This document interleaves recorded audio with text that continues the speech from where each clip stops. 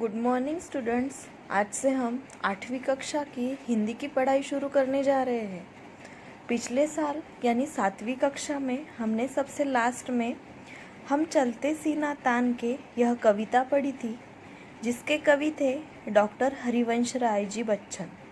इन्होंने उस कविता के माध्यम से हमें समता, बंधुता, श्रम एवं देश प्रेम की भावना के महत्व को प्रतिपादित किया था।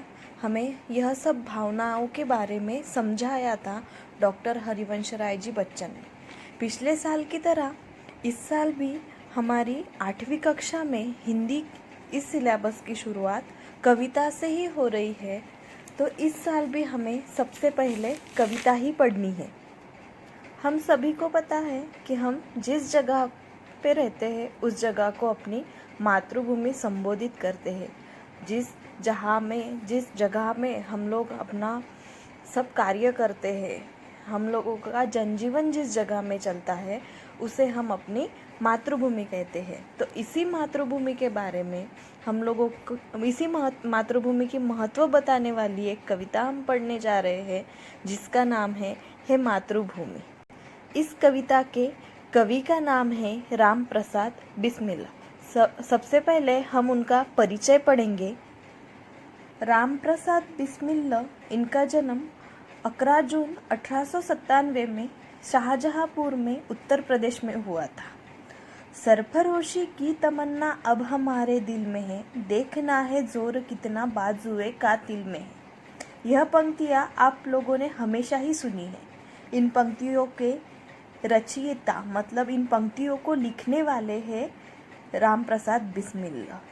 ये उन महान स्वतंत्रता सेनानियों में से एक है जो देश की आज़ादी के लिए अंग्रेजी शासन से संघर्ष करते हुए शहीद हो गए। ये एक महान कवि और लेखक थे।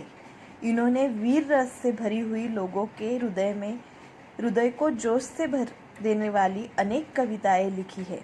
इस महान व्यक्ति का मृत्यु 19 दिसंबर 1927 में गोरखपुर के जेल में हुआ था। इनकी प्रमुख कृतियाँ हैं मन की लहर और आत्मकथा। अभी पद्य संबंधी पढ़ते हैं।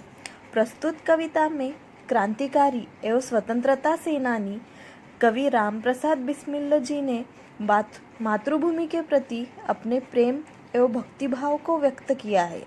यहाँ आपने मातृभूमि की सेवा करने और देश हित में निछावर हो जाने की लालसा व्यक्त की है।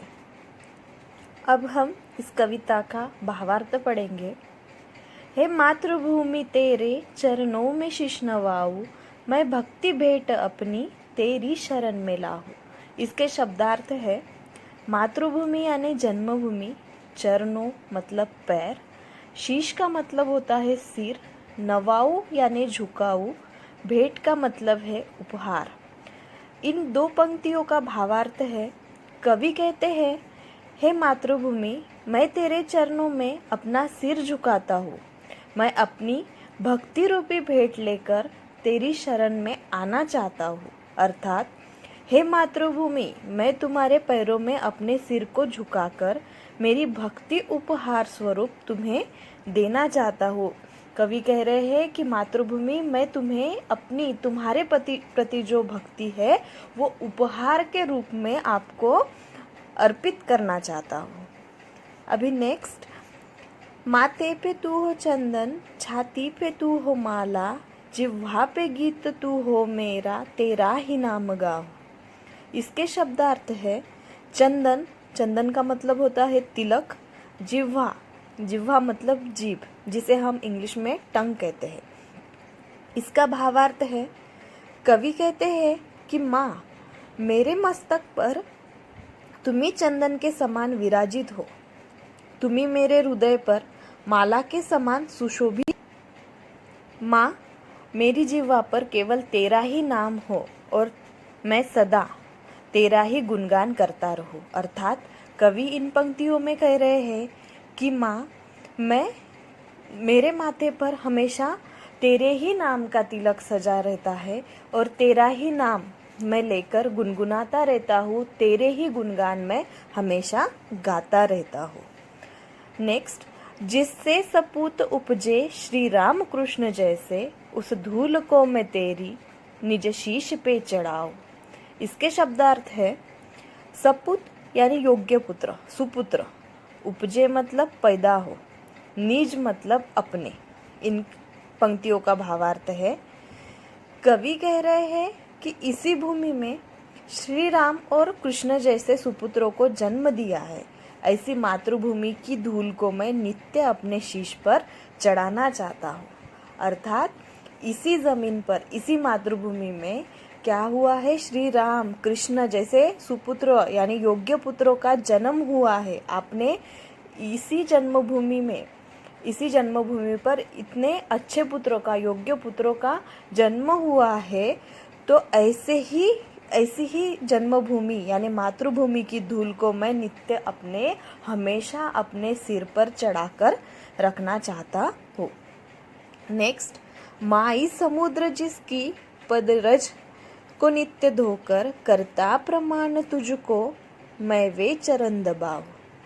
इसके शब्दार्थ है, माई यानी माँ, समुद्र का मतलब होता है सागर, पद यानी चरण, रज का मतलब होता है धूल, कण, नित्य मतलब हमेशा, चरण दबाना मतलब।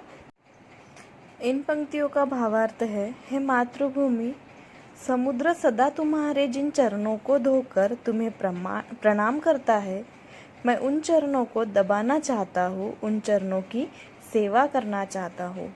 मातृभूमि से कवि कह रहे हैं कि मातृभूमि मतलब जमीन को जैसे हमेशा समुद्र सागर धोता है, जमीन का मतलब चरणों को, मातृभूमि की चरणों को जैसे हमेशा समुद्र धोता है, उन्हीं चरणों को कवि कह रहे हैं कि मैं दबाना चाहता हूँ, इन चरणों की मैं सेवा करना चाहता हूँ। नेक्स्ट, सेवा में तेरी माता मैं भेदभाव तजकर, वह पुण्य नाम तेरा प्रतिदिन सुनाऊं। तजकर मतलब त्याग कर, प्रतिदिन मतलब हर दिन। कवि इन पंक्तियों में कह रहे हैं कि माता, मैं हर तरह के भेदभाव त्याग कर तेरी सेवा करना चाहता हूँ। मैं चाहता हूँ कि प्रतिदिन तेरा पुण्य नाम ही सुनूं और दूसरों को ही सुनाऊं। मातृभूमि से कवि कह रहे हैं कि मैं हर दिन सब भेदभाव त्याग कर, मतलब किसी के साथ कोई भी भेदभाव ना रखकर तुम्हारी ही सेवा करना चाहता हूँ, तुम्हारा ही नाम जपना चाहता हूँ, तुम्हें ही हमेशा मैं सुनना चाहता हूँ और दूसरों को भी तुम्हारा ही नाम सुनाना चाहता हूँ। इस कविता में कवि ने हमें मातृभूमि के प्रति जो उनका प्रेम है, उनकी भक्ति है, वो बताई है। कैसे मातृभूमि के प्रति उन्होंने अपना प्रेम दिखाया है, उनका नाम कैसे सुनना चाहते हैं, हमेशा उनकी सेवा कैसे करना चाहते हैं, ये सब बातें कवि ने हमें पढ़ने के लिए इस कविता में दी है। तो इसी तरह इस कविता का भावार्थ यहीं पर समाप्त होता है।